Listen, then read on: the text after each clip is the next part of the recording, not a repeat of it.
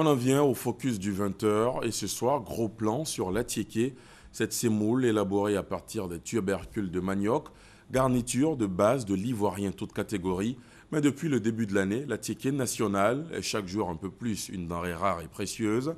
Les prix au sachet sont passés du simple au double, voire même au triple dans certains quartiers. Pourquoi? Que faut-il faire? L'attiéké, le nouvel or blanc ivoirien, un dossier réalisé par Christelle Menant.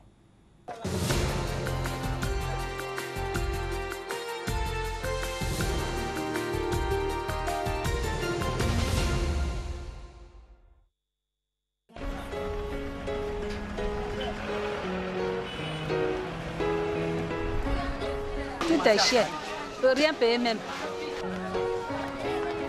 La bout de 200 de maintenant, un enfant de 5 ans ne peut même pas manger pour être rassasié.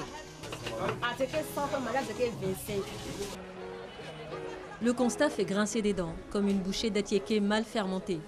Depuis le début de l'année, les prix des boules ont quasiment doublé.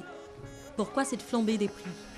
De la production du manioc à la commercialisation de la semoule, l'attiéké est-il devenu le nouvel or blanc ivoirien? Blocos, village ébrié au cœur de la capitale abidjanaise. Le quartier est réputé pour son attiéké, mais depuis quelque temps, il y a de moins en moins de manioc à éplucher, de moins en moins de tubercules à broyer pour les femmes de Blocos. Florence est l'une d'entre elles, 20 ans de savoir-faire au bout des doigts. Elle a vanné, séché et cuit à la vapeur des tonnes de cette semoule tant prisée. Mais aujourd'hui, sa petite unité de transformation a baissé son rythme de production. En début de chaîne, le manioc se fait rare. Le prix d'achat du tubercule a bondi de plus de 100%. Le prix du manioc a augmenté. En 2015, on payait la bâchée à 160 000. Maintenant, c'est 300, 280. 300 000 ou rien. Si on paye le manioc cher, on a besoin de vous vendre cher aussi pour avoir 5 fois pour manger. On ne peut pas vendre pour perdre. Bon. Le manioc qu'utilise Florence, comme les autres productrices d'attiéké, vient généralement du sud du pays. Pour tenter de comprendre cet envolé des prix, rendons-nous à une trentaine de kilomètres du centre-ville. Direction Songon, en banlieue abidjanaise. Connue pour être une des capitales du manioc, mais où trouver le tubercule est devenu un casse-tête. Notamment pour Girès, collecteur grossiste. Il parcourt les plantations de Songon à la recherche du précieux manioc. Mais même à Songon, le tubercule se fait rare. Il faut alors négocier avec les producteurs. On doit m'appeler pour m'aider. Moi, j'ai un numéro. Tu peux le rappeler. Nous, on est là, tu peux le rappeler. Au bout de sa négociation, Girès n'obtiendra que 3 tonnes de manioc. Oui, j'avais besoin de 8 tonnes. On a trouvé 3 seulement. Le tout, ça te revient à combien? 300 000 francs. Et ce manioc-là, tu vas revendre ça à combien? C'est la forme à 300 000. Donc ça veut dire que tu n'as aucun bénéfice? Oui. Difficile de faire des bénéfices avec de tels volumes. Ici, on n'a même pas fait 2 chargements même. Pour les cultivateurs comme Adamo, c'est surtout faute d'espace que le rendement est à son niveau le plus bas. Ça fait maintenant 20 ans que je suis dans manioc. Nous n'avons jamais vendu à ce prix-là. Bon, le manioc manque parce qu'il n'y a plus de place pour exploiter du manioc. Les terrains manquent. Et aussi, les terrains sont fatigués quand on fait la réussite là, c'est pas ça. Évoquer aussi la sécheresse, un autre facteur de cette baisse de rendement. Le manque d'eau enregistré en 2015 a eu pour conséquence la dureté des sols, rendant ainsi difficile l'extraction des tubercules. Et pourtant, selon les chiffres officiels, la production de manioc ne cesse de croître. Une augmentation de plus de 115% entre 2011 et 2015. Plus de 5 millions de tonnes en 2015. Mais où sont donc passées les 2,9 millions de tonnes excédentaires? Probablement exportées sous forme de pâtes vers les pays voisins.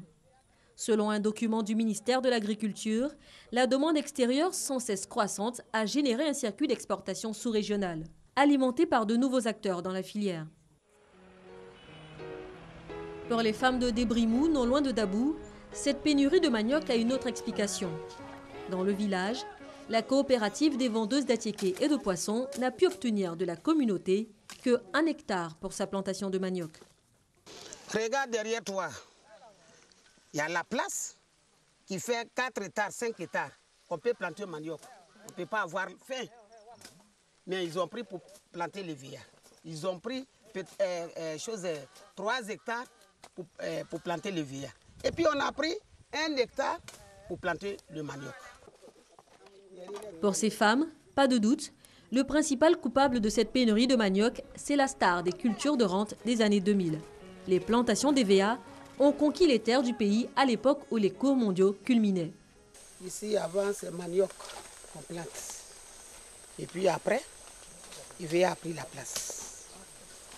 Le manioc, denrée rare devenue hors de prix par la combinaison au final de 4 principaux facteurs. Les aléas climatiques et la sécheresse de l'année 2015 qui ont rendu les sols arides, donc peu propices à l'extraction des tubercules de manioc. Des sols de moins en moins fertiles et de moins en moins disponibles pour la culture du vivrier.